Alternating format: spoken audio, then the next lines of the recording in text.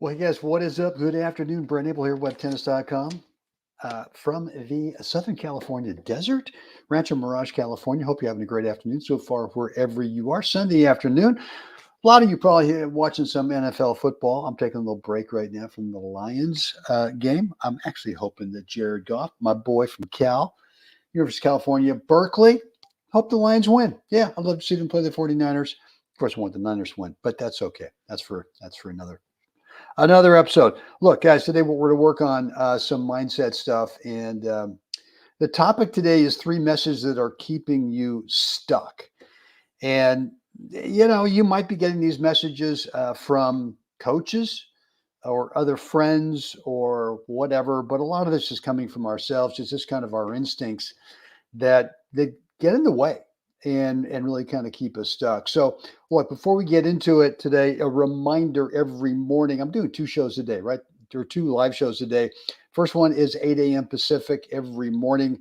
That'd be 11 a.m. on the East Coast. We're doing a new episode of What's the Right Shot? Two premises with What's the Right Shot. Number one, which is one of the things we're going to talk about today. But number one is shot choice. Where do you want the ball to land over there? And then just as importantly, where do you want to move to next on the court? And one of the three things I'm going to talk about today is just that, the importance of where you want to move to next on the court and the reason why. And look, every afternoon, Pacific daily time, 2:30 in the afternoon, we're doing some tennis mindset training. I want to give you guys some nuggets on things that have worked for me, maybe not worked for me, and why mindset training really was the missing piece for me, especially over the last 13 months. I went through a 12-month run of 8 national gold ball USA titles, singles and doubles, won the world doubles title in Mallorca for my age group last October. And end of the year rankings, yeah, I mean, number one in both singles and doubles in the US and number one in doubles in the world, and number three in singles. So there's no question that, man, this mindset training stuff actually works and is super important that we spend some time training it. So yeah, let's and look, if you love this stuff, please give it a like, subscribe to the channel, and hit that notification bell so you are notified every time I go live and every time I put up some new recorded content as well. So look, here's the deal: three messages that are keeping you stuck. And what I mean by stuck is that I'm assuming that you're working hard on your game, right? And for me, I was working real hard. And this is actually a little kind of, just as I was saying this, kind of a little bonus thing before we get into three.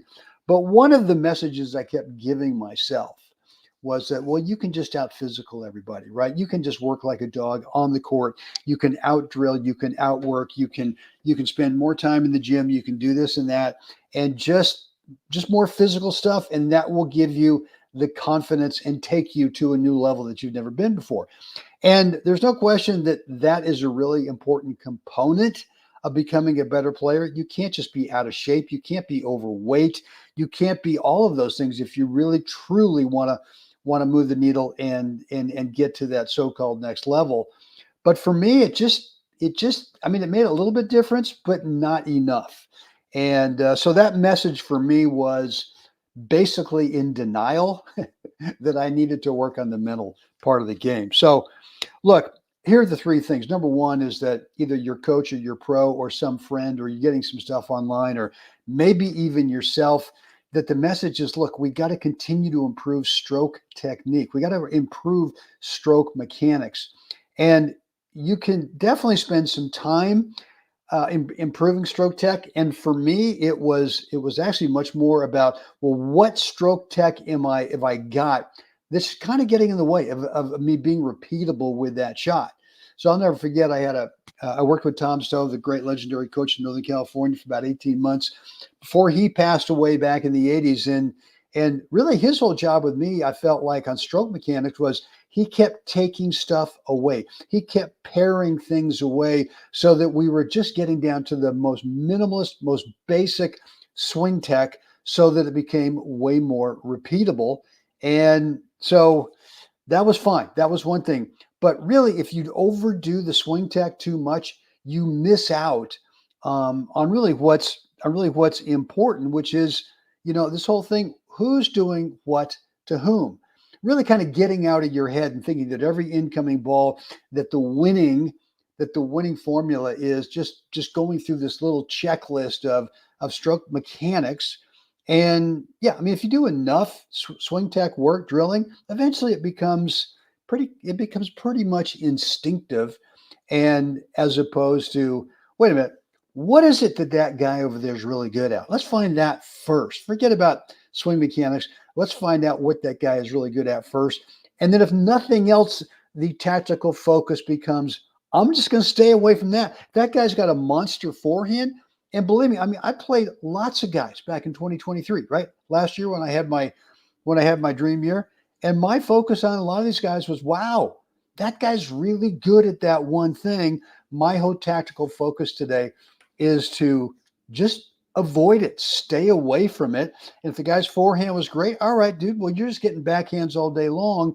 And that was way more important than thinking, well, I can only think about stroke technique. What's my plan A? All right, your plan A might unfortunately work its way into that player's strength. So I want you, number one, the messaging is let's stop working so much on stroke mechanics and start thinking much more about what is that guy doesn't want, right? I mean, he doesn't. I mean, well, let's find out first what does he want, and we'll avoid that. And then let's find something that he doesn't want. Maybe he's got a weak stroke. Let's just pick on that thing. Or maybe the guy's movement suspect, moving up, moving back. Let's work on that. All right. Now, message number 2 is really kind of lack of emotional control at the end of the point. And especially, and I've tried this and I'll tell you, it just never worked for me because I was sort of told, hey, man, you hit a great shot. Yeah, come on, let's go. Come on. And we see it on the tour. And there's something with those guys at that level, the men and women at that level. It just seems like they have emotional control where going crazy with, yeah, come on, doesn't seem to affect them like it does us. I just felt like for me, it was telling my brain, well, that's how you have to win points. You have to hit that kind of a great shot over and over and over again. If you don't, then something's wrong. Something. So to me, the messaging was it just never worked when I got that kind of emotions involved. And for me, it was also the opposite. I'd hit a bonehead chunker that court wide open, and I'd show some emotion, right? I'd show some negative emotion. And so lots of times I was all over the map. So if someone is encouraging you to pump the fist and come on, baby, I'd reconsider that because I just don't think that it helps us with emotional control.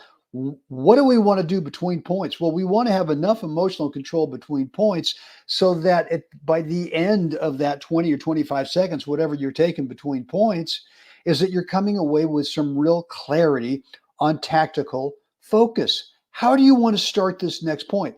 And for me, I never got that when I had the big come on, baby, after a great shot. And unfortunately for me, the great shots were few and far between. I think for the rest of it, that's probably true.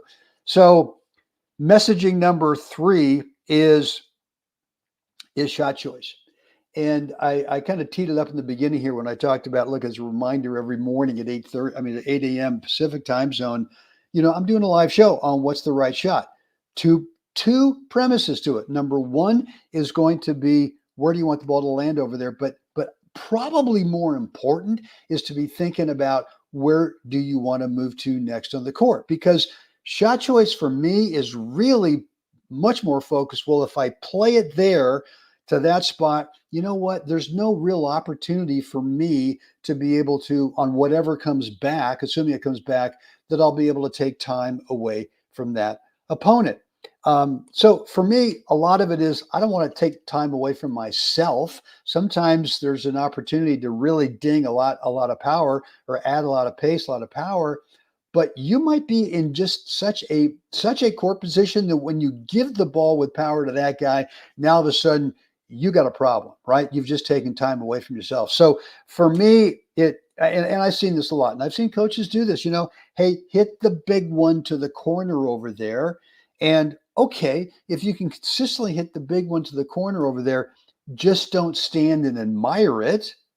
Come on, man. You got to be able to take advantage of taking time away on probably what's coming back. I mean, look, we can never cover 100% of the court. I don't care who you are. I don't care how fast you are. I don't care what shot you just hit.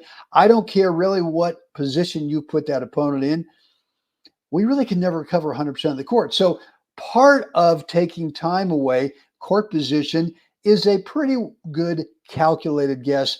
I don't think from the shot I just hit, where I just played it to that spot over there, that if I move in a little bit, looking for what shot's coming back where I can take their time away, they have less time to recover, which means I've got a bigger target to hit into.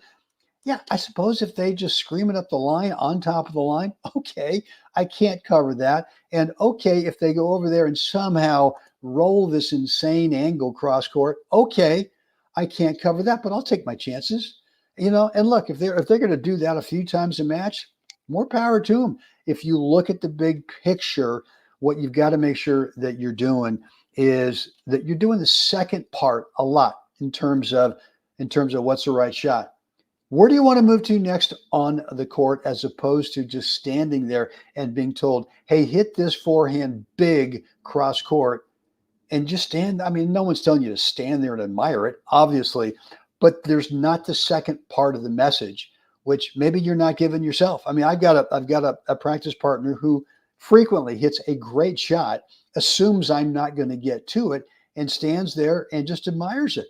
And I'm not saying that every time I get to it and every time I get it back, but it happens more often than not to where, the guy kind of goes, God dang it, I got to stop and, stop having a front row seat and watching this thing. All of a sudden it gets shoved back. And the next thing you know, not really ready to take advantage of it. So those are three areas right there that are keeping you stuck at the level that you're at right now. And I'm assuming that you're out there doing some work. I'm assuming you want to become a better player in singles and or doubles. Becoming a better player doesn't mean anything really more in the short term.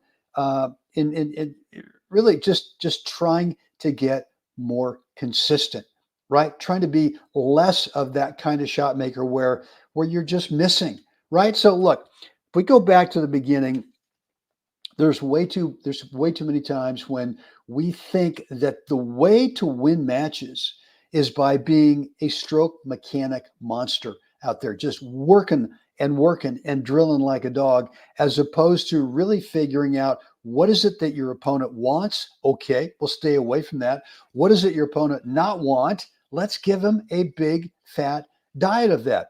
And then number two was emotional control. I just, I see a lot of guys in the tour, they go crazy, fine and dandy. And for some reason, it doesn't seem to affect them, but it does affect the rest of us. So emotional control is super important at the end of a point. So you've got that clarity of how to start, of how do you want to start the next point. And then that third thing is, look, man, make sure that your shot choice is based on, can you play a shot to a spot over there that you could then improve your core position, where you might be able to take some time away from that opponent, even if you feel, I've just hit the greatest shot in the world up the line. I don't think that guy's going to get it. So I'm going to stand here and go, yeah, baby. Uh-oh, he's there. So there you have it. Guys, hope this has been helpful today. Let me know in the comments area. Let's see. Yeah, Mark, good comment there. It's hard to play your best when you are busy thinking about how to hit the ball. As Yogi said, you can't think and hit at the same time. Yeah, I mean, exactly. And I'm not saying that you need to always find the zone to be able to play well, because I'll be the first one to admit that I've got a QUE on just about every shot. And it's just one thing. I mean, sometimes, and it could be nothing more than just keep my eyes, my head down at contact, kind of get that look of Federer, the Fed head, and just don't peek, P-E-E-K, right? It could be that, right? It could be something else, but it's not like a laundry list of shot mechanics that I got to go through. So that's a great comment, Mark. Thank you for that. And look, guys, if you like today's video, please like it, subscribe it. Be sure to hit that notification bell so that you get notified anytime I go live and or hey Gary, good to see you. Thank you. Appreciate that. So you get notified anytime I upload some recorded videos as well as the live stuff. Look, if you're new to the channel, welcome. And what I've got here for you is a free video. It's private, but it is free. And it takes you through my 4 step-by-step between points routine, where I really believe that if you get this right, that is one thing that will start to move the needle for you in terms of becoming a better player without doing anything more in terms of working on stroke technique, working on strategy. Just that it's the 80-20 reality. 80% of the time we're on the court in a match is spent between points or on side changes. And if you don't manage that 80% well, we have a tendency in the 20% of the match, right, when we are playing points, to have this high, or I should say, yeah, kind of a wide skill level range where one point you play up to your current skill level, you play a great point. The next point you play down below, really kind of down below your average skill level. And a lot of that is because we don't manage that 80% well. For me, what I've learned, I've got to discipline myself to go through a very specific 4-step, do this once, do this first, do this second, do this third, and when I do that, I get really crystal clear clarity.